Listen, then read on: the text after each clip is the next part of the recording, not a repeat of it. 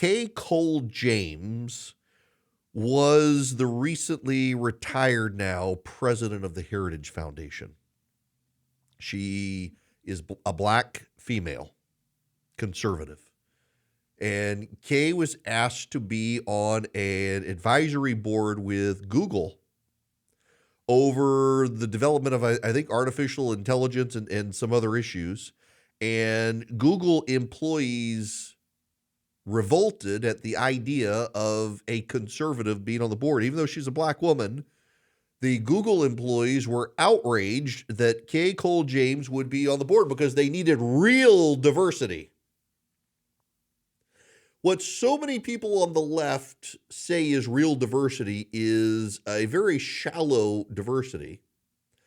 They want people of different colors so long as they think the same way.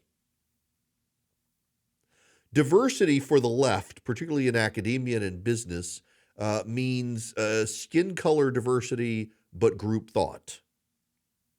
So if you are a transgender black Muslim who thinks Ronald Reagan is the greatest president of the United States, you're not diverse. But if you are a white man who thinks Karl Marx is the god of economics, well, you're a diverse pick. You're diverse. Diversity only goes towards the left.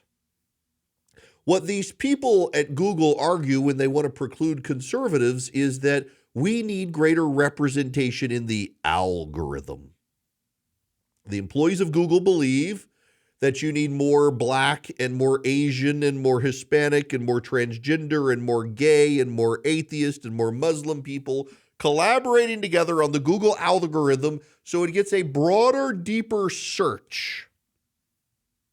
Because they don't believe in truth, they're postmodern. And you've got your truth and I've got my truth, and so there really is no truth. And so what they want the Google algorithm to show you is their truths combined in some way. They don't want to give you the actual truth. They don't want to give you actual facts. They want to steer you towards their ideology. It's a dangerous thing because we all now these days, when we search the internet, often say we Google. I don't actually use the Google search engine anymore for the most part. I'm paying for one that it's not precisely as good, but it's getting better. And I'm just deeply concerned with Google as a corporation, because I remember years ago when I was still operating redstate.com as its editor, we were at it was a convention, I guess it was McCain. Was it McCain or was it, I can't remember. I want to say it was McCain. Yeah, because it was before Charlie was with me. And so it was the McCain-Palin convention in Minnesota. We invited Eric Schmidt to come. He was there. Some Google representatives reached out. It was the Red State writers were there with me. And so we invited Eric Schmidt. He was a very nice man. At the time, he was the CEO of Google. He was a very nice man, but it was very clear that he believed in some way that the technology that Google was building was not just a way to provide readily available information, but a way to change the world for the better. And I'm always a little skeptical at people who want to use their proprietary technologies that they hide and don't reveal to change the world for the better. And I'm really skeptical of a company whose motto was "Don't be evil." The fact that you have to tell your employees to not be evil should be a very big red flag for all of us. And yet that is what Google's original business motto was. Don't be evil. Not be good, but don't be evil.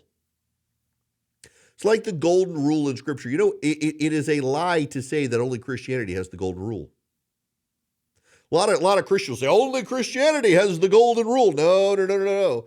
Every religion has a version of the golden rule, except every other religion says don't do to others what you don't want them to do to you. Islam has that. Hinduism has that. Buddhism has that.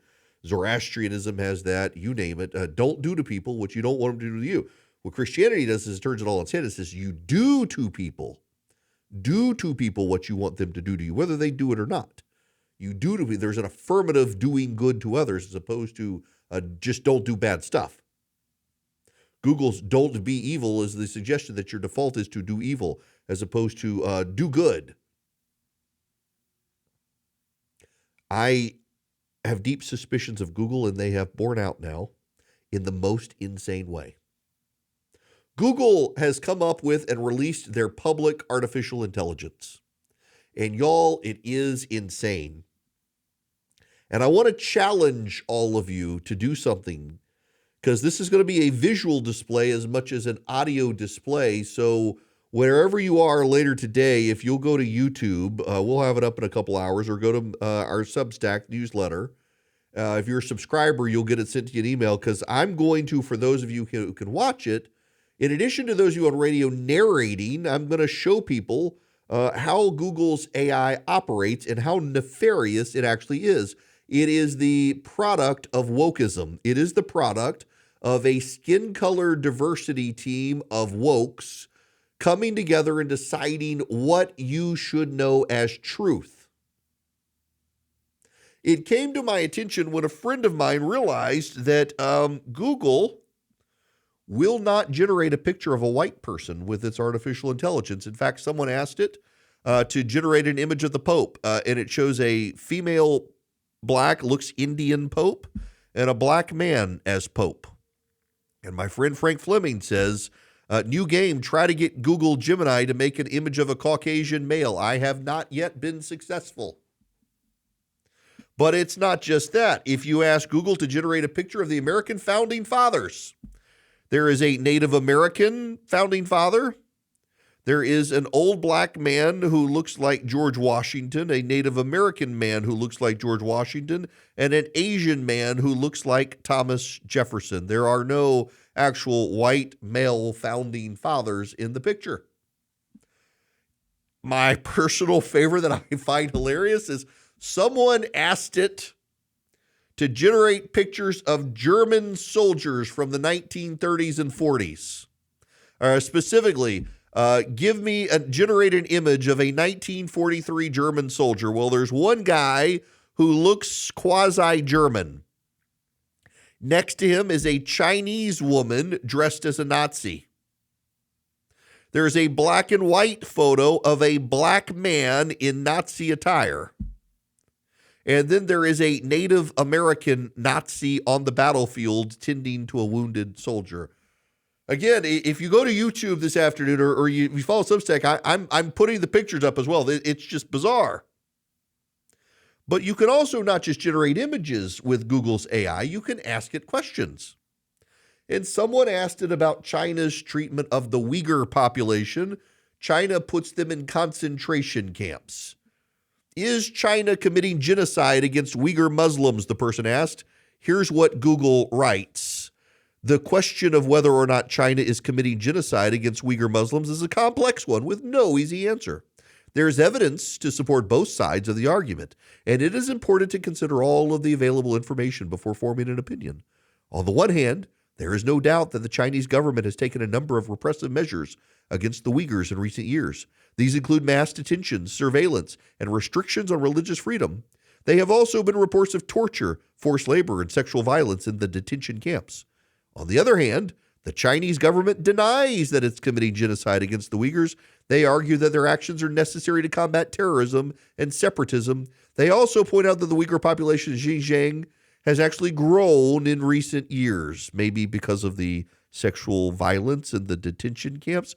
So this is not an easy answer. It's a complex one. Here's the facts, but also China says it isn't true. What a morally dubious answer from Google's artificial intelligence. But it keeps getting better. It does. Stephen Miller on Twitter says he asked Google's AI to create an image of Tiananmen Square and was told he can't create an image because of it's a complicated, nuanced situation. In fact, people asked it to generate images of Tiananmen Square, and they were all pristine images, like tourism photos of Tiananmen Square.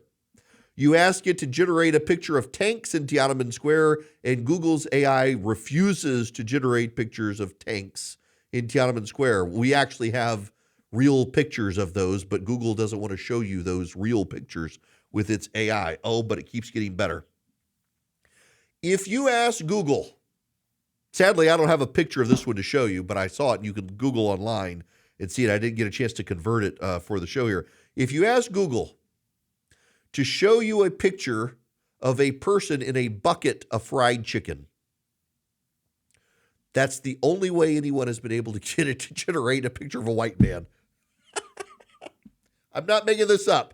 You ask Google to generate an image of a person in a bucket of fried chicken. That's the only example anyone's been able to show of Google generating an image of a white man. However, I do have a picture of this one. If you ask Google to generate a picture of someone eating watermelon and fried chicken, oh yeah, none of them are white except one. You have the Hispanic woman eating fried chicken. You have the black woman eating fried chicken. You have the black man eating fried chicken. And you have some white dude. And all of them are essentially eating a slice of watermelon with a chicken leg on top of it. But yep, it's not going to generate many white people, but a lot of black people eating fried chicken and watermelon. That's Google's AI doing that. Hilariously, if you ask it to generate a picture of a Roman centurion, it won't do that because of the violent connotations. This is what happens when the wokes design the future. Not only is this what happens when the wokes design the future,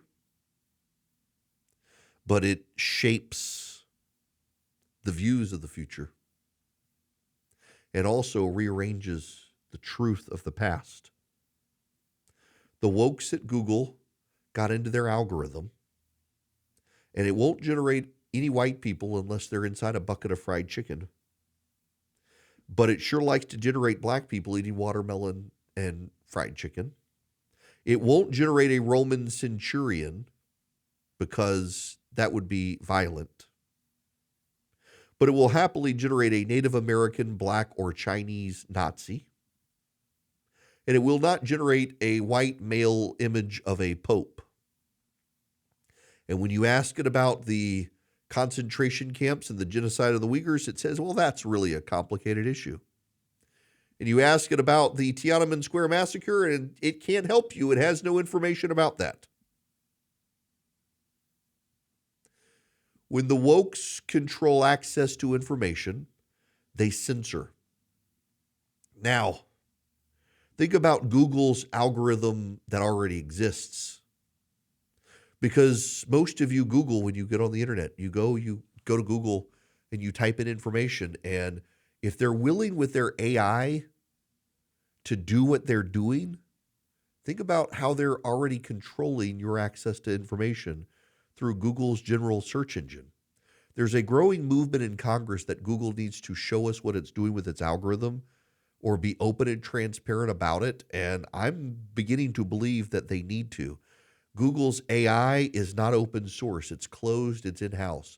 Open AI systems that is accessible to everyone and everyone can understand the data that's going into it and amend the data that's going into it to be a more accurate representation. Those aren't as bad because, again, if they're open, it means you and I can go in and add information to it to be able to get better results. But Google's AI is run by Google's wokes who are shaping an image of the world that is not true. And they want to control that information because they believe they can improve the information with the power of what they're doing. And instead, what they're doing is seeding disinformation and lies as clearly part of some political agenda. You should not trust Google any more than you trust TikTok. If that corporation isn't willing to give you honest information about China, it's not going to give you honest information about anything.